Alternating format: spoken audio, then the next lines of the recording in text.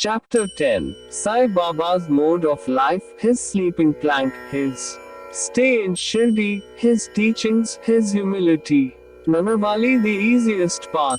Remember him, Sai Baba, always with love, for he was ever engrossed in doing good to all, and always abided in his self.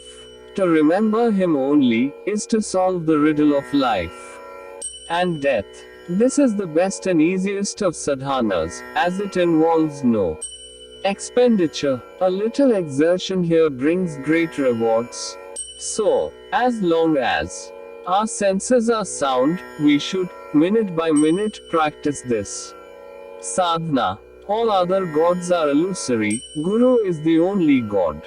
If we believe in Sadguru's holy feet, he can change our fortune for the better. If we serve him sincerely, we get rid of our worldly afflictions. We need not study any philosophy, like the Nyaya one and the Mimamsa. As we trust the helmsman in crossing rivers and seas, so we have to trust our Sadguru in getting over the ocean of worldly existence. The Sadguru looks to the intense feeling and devotion of his devotees, endows them with knowledge and eternal bliss. In the last chapter, Baba's mendicancy and devotees' experiences and other subjects are dealt with. Let the readers now read where and how Baba lived, how he slept, and how he taught, etc. Baba's wonderful bedstead. Let us first see where and how Baba slept. Mr. Nana Sahib Dangal brought for Sai Baba a wooden plank about 4 arms in length and only a span in breadth for sleeping upon. Instead of keeping the plank on the floor and then sleeping on it, Baba tied it like a swing to the rafters of the masjid with old shreds or rags and commenced to sleep upon it. The rags were so thin and worn out that it was a wonder how they could wear or support the weight of the plank itself, let alone the weight of Baba. But, somehow or other, it was Baba's sheer Leela that the worn out rags did sustain the plank, along with the weight of Baba on it. On the 4 corners of this plank, Baba lighted Panatis earthen lamps, one at each corner, and kept them burning the whole night. It was a sight for the gods to see Baba sitting or sleeping on this plank. It was a wonder to all how Baba got up and down the plank. Out of curiosity, many observers kept watching the process of mounting and dismounting, but none succeeded. As crowds began to swell, so as to detect this wonderful feat, Baba one day broke the plank into pieces and threw it away. Baba had all the 8 Mahasiddhis powers at his command. He neither practiced nor craved for them. They came to him naturally, as a result of his spiritual perfection. Manifestation of Brahma. Though Sai Baba looked like a man, 3 cubits and a half in length, still he dwelt in the hearts of all. Inwardly, he was unattached and indifferent, but outwardly, he longed for mass welfare. Though inwardly an abode of peace, he looked outwardly restless.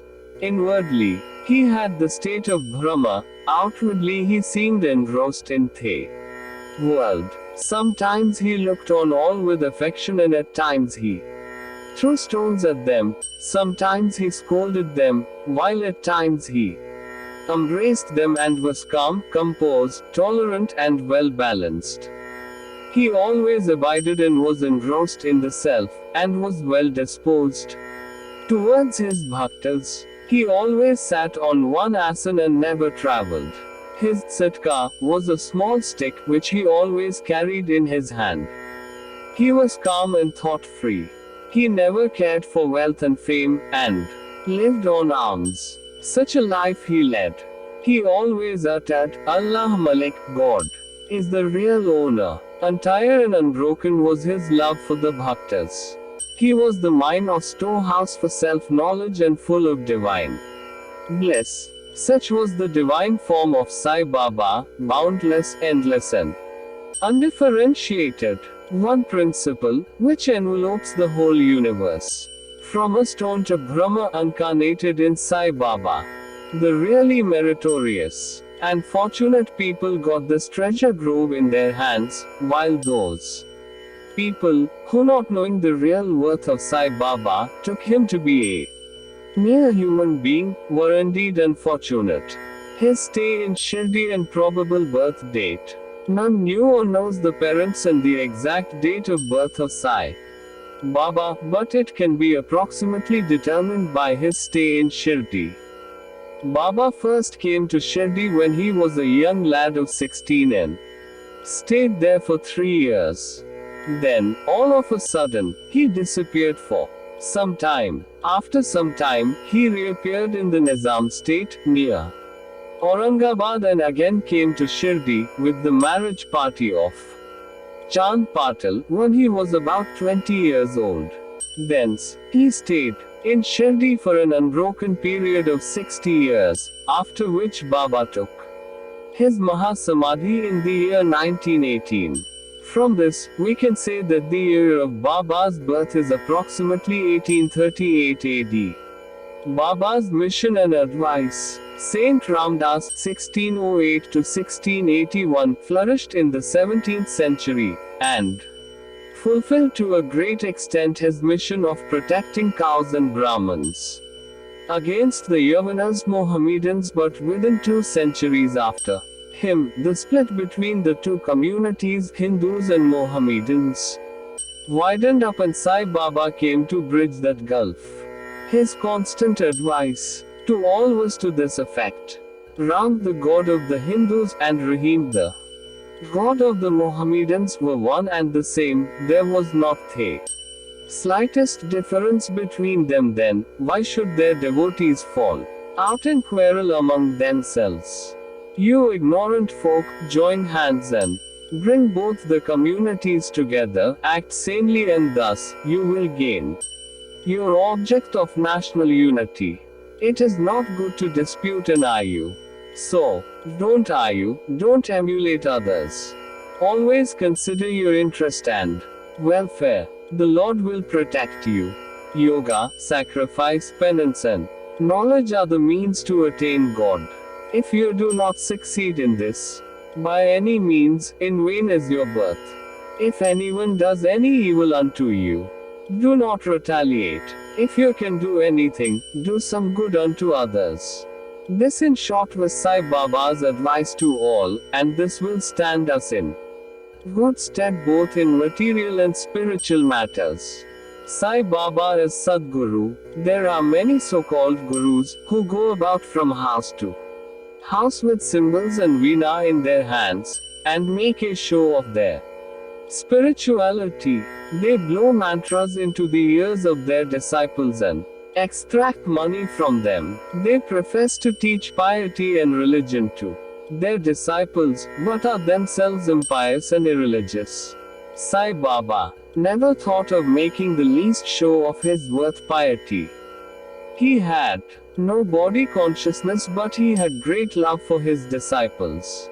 There are two kinds of gurus: one, niyat, appointed or fixed, and two, aniya, unappointed or general. The latter by their advice develop the good qualities in us, purify our hearts and set us on the path of salvation.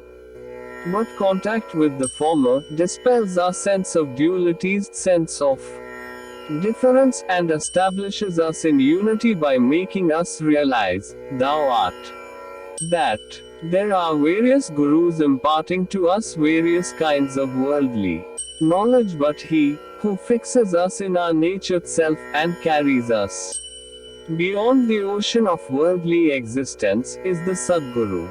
Sai Baba was such a Sadguru. His greatness is indescribable. If anybody went to take his darshan, he, without being asked, would give every detail of his past, present, and future. He saw divinity in all beings. Friends and foes were alike to him. Disinterested and balanced, he obliged the evil doers as well as the pious. He was the same in prosperity and adversity. No doubt ever touched him. Though he acted through the body, he was not in the least attached to his body or house.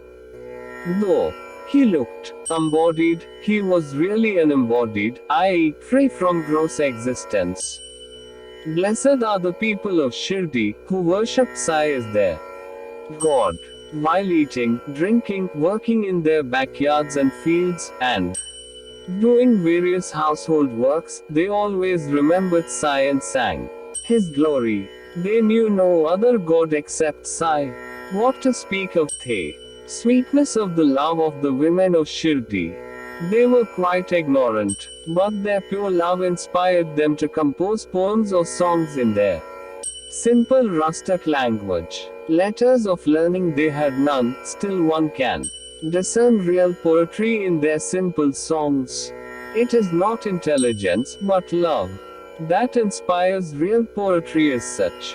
Real poetry is the manifestation of true love, and this can be seen and appreciated by intelligent listeners. Collection of these folk songs is desirable, and by Baba's wish some fortunate devotee may undertake the task of compiling and publishing these folk songs, either in the Sai Leela magazine or separately in a book. Baba's humility. Lord Bhagwan is said to have 6 qualities, viz. 1. Fame, 2. Wealth, 3. Non-attachment, 4. Knowledge, 5. Grandeur, and 6. Liberality. Baba had all these in him. He incarnated in flesh for the sake of bhaktas. Wonderful was his grace and kindness, for he drew the devotees to him, or how else could one have known him? For the sake of his bhaktas, Baba spoke such words the goddess of speech could not utter. Here is a specimen. Baba spoke very humbly as follows: Slave of slaves, I am your debtor. I am satisfied at your darshan. It is a great favor that I saw your feet. I am an insect in your excreta. I consider myself blessed thereby. What humility is this? Though outwardly Baba seemed to enjoy sense objects, he had not the least flavor in them, nor even the consciousness of enjoying them. Though he ate, he had no taste, and though he saw, he never felt any interest in what he saw. Regarding passion, he was as perfect a celibate as Hanuman. He was not attached to anything. He was pure consciousness, the resting place of desire, anger, envy, and other feelings. In short, he was disinterested, free, and perfect. A striking instance may be cited in illustration of this statement. Nanavali. There was in Shirdi a very quaint and queer fellow by name Nanavali. He looked to Baba's work and affairs. He once approached Baba, who was seated on his garit seat, and asked him to get up, as he wanted to occupy the same. Baba at once got up and left the seat which he had occupied. After sitting there a while, Nanavali got up and asked Baba to resume his seat. Then Baba sat down and Nanavali fell at his feet. Baba did not show the slightest displeasure in being dictated to or ousted. This Nanavali loved Baba so much that he breathed his last on the 13th day of Baba's Mahasamadhi. The easiest path, hearing the stories of the saints and being in their company. Though Sai Baba acted outwardly like an ordinary man, his action showed extraordinary wisdom and skill. Whatever he did was done for the good of his devotees. He never prescribed any asan, regulation of breathing, or any rites to his bhaktas, nor did he blow any mantra into their ears. He told them to leave off all cleverness, and always remember, Sai, Sai.